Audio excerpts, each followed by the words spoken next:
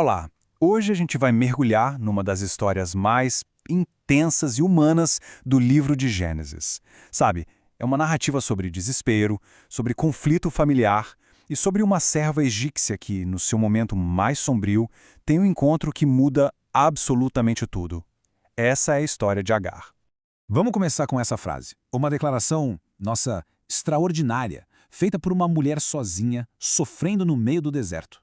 O que leva alguém a dizer algo tão profundo num lugar de total desolação? Para entender isso, a gente precisa voltar um pouquinho para o começo de todo o conflito. Bom, a história toda acontece na casa de Abrão e da esposa dele, Sarai. Eles tinham uma promessa divina de que teriam um herdeiro, mas o tempo passava e nada. Sarai continuava sem conseguir ter filhos, e essa angústia toda acabou virando um plano. Ok, vamos entender o contexto aqui. 10 anos. Já fazia 10 anos que eles estavam em Canaã. Imagina uma década inteira esperando o cumprimento de uma promessa. A impaciência, o desespero de Sarai levaram ela a tomar as rédeas da situação, propondo uma solução baseada nos costumes daquela época. A proposta foi bem direta. Sarai daria sua serva egípcia, Agar, a Abrão como uma espécie de segunda esposa. A ideia era que Agar gerasse um filho, mas que esse filho fosse considerado legalmente como de Sarai. E Abrão? Ele simplesmente aceita o plano sem questionar. O que parecia ser uma solução pragmática, logo ia se transformar num foco de muito sofrimento. Pois é, o plano funciona, mas não do jeito que esperavam. A gravidez de Agar não trouxe a alegria que Sarai imaginava. Pelo contrário, acendeu um fogo de ressentimento, de conflito, que mudou a dinâmica daquela casa para sempre. Agora, o ponto de virada é este. Assim que Agar percebe que está grávida, ela começa a olhar para Sarai com desprezo. A dinâmica de poder ali mudou completamente. E Sarai, se sentindo humilhada, não vai tirar satisfação com Agar, não, ela vai direto em Abrão, culpando ele pela afronta que ela mesma tinha planejado. E a resposta do Abrão é de quem quer se isentar totalmente. Ele basicamente diz: olha, a serva é sua, faz o que você quiser. E com isso, ele meio que lava as mãos, entregando o destino de Agar e do filho dela nas mãos de uma mulher ferida e cheia de ciúmes. E o que vem a seguir é pura aflição. O texto diz que Sarai humilhou, que afligiu Agar. O tratamento foi tão duro, tão insuportável, que a única saída que Agar encontrou foi fugir. Fugir para o deserto, um lugar perigosíssimo, solitário, ainda mais para uma mulher grávida. É aqui, nesse ponto, o mais baixo da vida de Agar, no meio do nada, que a narrativa tem uma virada drástica. Sozinha, fugindo de todo aquele sofrimento, ela descobre que não está realmente sozinha. Ela está prestes a ter um encontro divino. O anjo do Senhor encontra Agar perto de uma fonte. E o que é muito interessante nessa cena é a pergunta. Pela primeira vez na história, alguém se dirige a ela pelo nome e pergunta sobre a jornada dela. É uma pergunta que a força a encarar sua realidade, sua identidade, seu futuro. Ela é vista. A resposta de Agar é simples e dolorosamente honesta. Ela não se faz de vítima, ela só declara o fato. Eu estou fugindo da fonte da minha dor. A resposta dela resume todo o seu sofrimento. A mensagem do anjo tem duas partes. Primeiro, uma ordem bem difícil. Volte para aquela situação de aflição e se submeta. Mas logo em seguida vem uma promessa incrível de proteção divina. Agar, a serva sem status nenhum, recebe uma promessa de descendência enorme, algo que geralmente era reservado aos patriarcas. E esse encontro divino não é só um evento passageiro, sabe?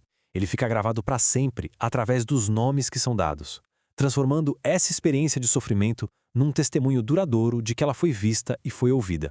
O filho que ela carrega vai receber o nome de Ismael, que significa Deus ouve. O próprio nome do menino seria uma lembrança constante de que, no desespero, o grito de aflição de Agar foi sim ouvido por Deus. E aqui a gente chega no clímax da história. Agar faz algo inédito. Ela dá um nome a Deus. Tu és o Deus que vê. Pensa na força disso. Não é um nome teológico, abstrato, nada disso. É um nome que nasce da experiência pessoal e dolorosa dela. No momento em que se sentia completamente invisível, ela se sentiu vista. Até o lugar físico ganha um nome para comemorar o que aconteceu. O poço passa a se chamar Bir Laeroi, que quer dizer o poço daquele que vive e me vê. Esse nome une perfeitamente os temas da aflição e da proteção. O posto, que é uma fonte de vida no deserto, se torna um memorial eterno daquele que vive e que viu a dor de uma serva fugitiva. A história termina nos contando que Agar obedeceu. Ela voltou, e a promessa começou a se cumprir com o nascimento de Ismael, quando Abrão já tinha 86 anos. A aflição continuaria, é verdade, mas a promessa de proteção divina também. E assim, a jornada de Agar, que começa com opressão e fuga, se transforma num testemunho muito poderoso. Essa história nos deixa com uma pergunta fundamental, que vale para a experiência de todo mundo. No meio da nossa própria aflição, qual é o impacto transformador de saber que não somos invisíveis? A aliança de Deus com Abraão. Sabe, é uma história que começa com uma promessa que, vamos combinar, desafia toda a lógica, toda a biologia. Mas os ecos dessa promessa acabaram moldando o futuro de nações inteiras. Bora entender como isso aconteceu? E a grande questão que vai guiar nossa conversa é exatamente essa. Como é que um pacto, feito com um homem de 99 anos de idade, pôde ser a base para o futuro de tantos povos? Para desvendar isso, a gente precisa voltar lá atrás, no momento exato em que o impossível foi colocado na mesa. Então, vamos para a nossa primeira parte. Esse encontro aos 99 anos. Tenta imaginar a cena. Não estamos falando de um jovem no auge da força, mas de um homem que, para todos os efeitos, já estava no fim da vida. E é justamente nesse ponto, na fragilidade humana, que o divino aparece de uma forma, avassaladora. E vamos focar um pouquinho nesse número, 99. A idade de Abrão, que era o nome dele na época, não é só um detalhe, sabe? É o ponto central de tudo. Pensa bem, qualquer promessa de ter filhos, feita a um homem dessa idade com uma esposa também já bem idosa, não parece só difícil, parece um absurdo. E é exatamente essa impossibilidade que torna a promessa divina tão impactante. E estas são as primeiríssimas palavras de Deus nesse encontro. Elas já definem os termos da conversa, né? Primeiro, uma afirmação de autoridade total. Eu sou o Deus Todo-Poderoso. Isso já deixa claro quem manda. E logo depois, as condições para Abraão. Andar na presença dele e ser perfeito. Não é um convite qualquer, é a base da aliança que estava prestes a nascer. Bom, agora a gente entra na segunda parte, as promessas que literalmente criam nações. Com os termos definidos, a conversa vai para o coração da aliança. E o que vem a seguir não são só bênçãos não, hein? São decretos que vão transformar para sempre a identidade e o destino de Abrão. De um simples homem para um legado. E essas promessas se dividem em 4 partes que se conectam. Primeiro, a parte biológica, uma descendência tão grande que não dá nem para contar. Segundo, a parte política, ele não seria pai de um povo só, mas de muitas nações. Terceiro, a realeza, uma linhagem de reis viria dele. E por último, o território, a terra de Canaã como uma herança para sempre. Percebe a dimensão disso? É muito mais que uma bênção pessoal, é um projeto geopolítico, geracional, uma coisa épica. E para selar essa transformação toda, os nomes deles são mudados. Isso é um ato com um significado simbólico gigantesco. Não é só uma troca de nome, é uma mudança de essência. Abrão vira Abraão, que significa pai de muitas nações, ou seja, a promessa passa a fazer parte da identidade dele. E Sarai vira Sara, princesa, já indicando a linhagem real que viria dela. Os nomes agora não só identificam, eles proclamam um destino. Chegamos na parte 3, um sinal perpétuo. Uma promessa todo grandiosa assim não podia ficar só na palavra, né? Precisava de um sinal físico, algo que a tornasse real, palpável e que servisse de lembrete constante para todas as gerações futuras. A aliança seria marcada na própria carne. E a palavra-chave aqui é essa: aliança perpétua. O perpétua é fundamental. Isso quer dizer que não era um contrato com data para acabar, era um pacto eterno, inquebrável, feito para passar de pai para filho de geração em geração. Uma promessa que ficaria gravada na história. Tá, mas como essa aliança ia ser marcada fisicamente? Através da circuncisão. E as regras, olha, eram bem claras. Primeiro, quem? Todos os homens. Segundo, o quê? A circuncisão do prepúcio. Terceiro, quando? No 8º dia de vida. E o alcance disso é impressionante. Não era só para a família de sangue, mas para todos da casa, incluindo os servos. E a consequência para quem não cumprisse era pesada, ser eliminado, porque isso significava quebrar o pacto diretamente. Era um sinal de pertencimento que não dava para escapar. Quarta parte, o legado de Isaque. Bom, mas tinha uma ponta solta. Abraão já tinha um filho, Ismael. Então, a promessa seria através dele? É aqui que a história dá uma virada fundamental, deixando bem claro por qual linhagem a aliança perpétua iria seguir. E a reação de Abraão a essa nova promessa é muito humana. Ele ri, é isso mesmo. Ele até se prostra em respeito, mas por dentro a dúvida está gritando. Um filho com 100 anos? A Sara, com 90, vai ter um bebê? Esse momento de ceticismo sincero é o que torna a história tão real, mostrando que até os grandes nomes da fé tiveram que lidar com o tamanho do impossível. E aqui a diferença fica bem explícita. Ismael não é esquecido, não. Ele recebe uma bênção própria, de se tornar grande e ter uma descendência enorme. Só que o texto faz questão de dizer que a aliança perpétua, o pacto principal, o eterno, seria estabelecido somente com Isaque, o filho milagroso que nasceria de Sara. Isaque, e não Ismael, era o herdeiro escolhido da aliança. Apesar do riso e da dúvida de momentos antes, o que acontece em seguida é o grande teste da fé de Abraão. E a ação dele é imediata. Sem mais perguntas, sem pedir outros sinais, sem adiar. A ordem foi dada e o texto faz questão de frisar: naquele mesmo dia ele obedeceu. Isso é uma virada de chave. Da dúvida para a fé em ação. Uma obediência radical que prova que ele aceitou completamente a aliança. E essa cronologia aqui resume bem o tamanho dessa obediência. Abraão com 99 anos, seu filho Ismael com 13 e todos os outros homens da casa, sem exceção, todos foram circuncidados no mesmo dia. Foi um ato de fé coletivo, imediato. Um selo físico da promessa em toda a sua casa, de uma vez só. Isso nos traz de volta à nossa pergunta inicial, né?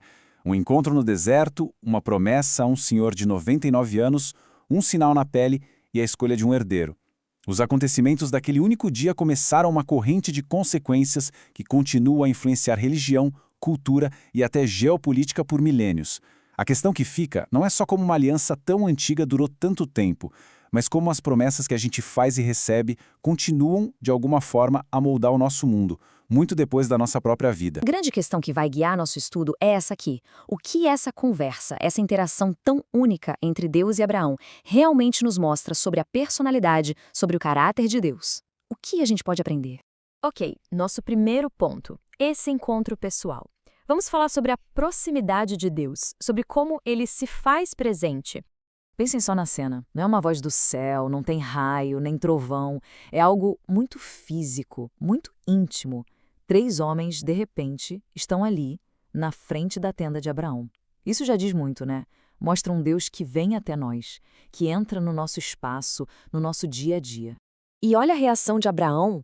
É frenética, mas de um jeito bom, reverente. Ele corre ao encontro deles. Ele fala para Sara se apressar com a comida. Ele corre de novo para pegar o melhor novilho. E no final, ele fica de pé, servindo. Isso não é só ser um bom anfitrião, pessoal. É Abraão reconhecendo que algo divino está acontecendo ali, no meio do seu dia comum. Sabe, tem um nome para isso, para essa característica de Deus: imanência. É uma palavra importante no estudo do caráter divino. Significa exatamente isso que a gente está vendo. Um Deus que não é só grandioso e distante, o que seria transcendência, mas que também está aqui, presente, ativo no nosso mundo, a ponto de literalmente sentar para comer com a gente. É um Deus que se faz perto.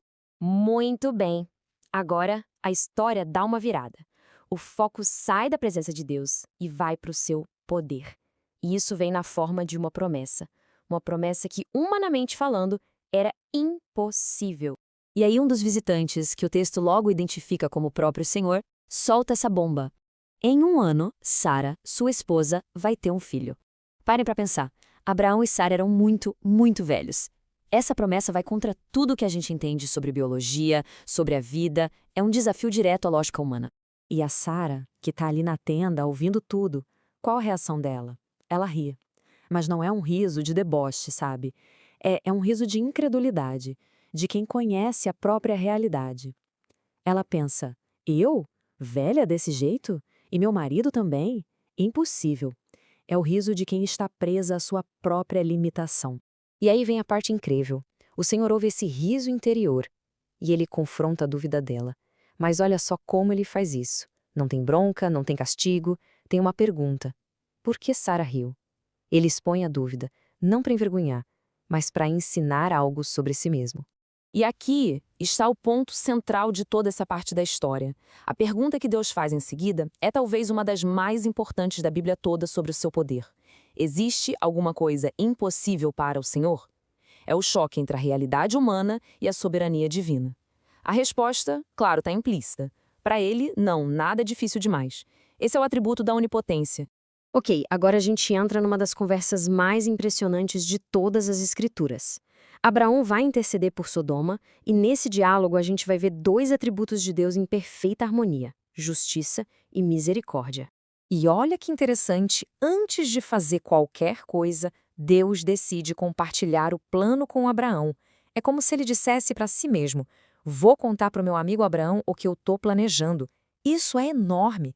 Ele não trata Abraão como um servo qualquer, mas como um parceiro na aliança, alguém que precisa entender os seus caminhos de justiça.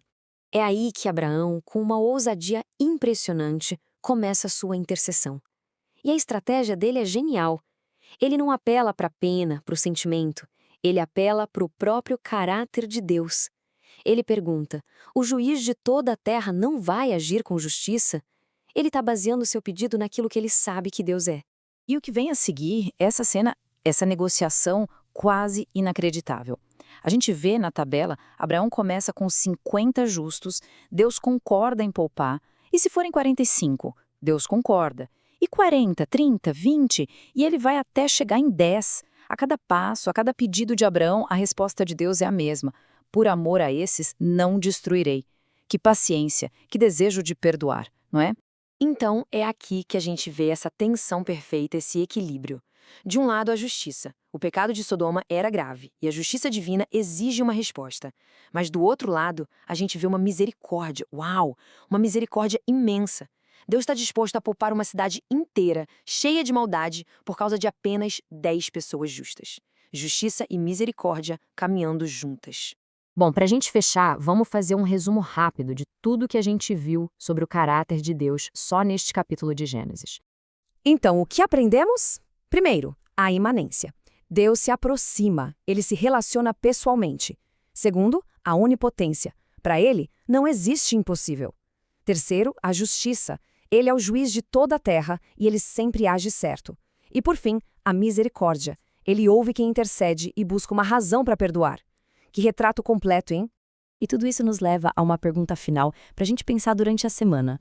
Como é que essa cena de Abraão, conversando com Deus, apelando para o caráter dele com tanta confiança, como isso pode mudar o jeito que a gente ora hoje? Como isso pode transformar nossa intercessão por outras pessoas, pela nossa cidade, pelo nosso mundo? Fica aí a reflexão.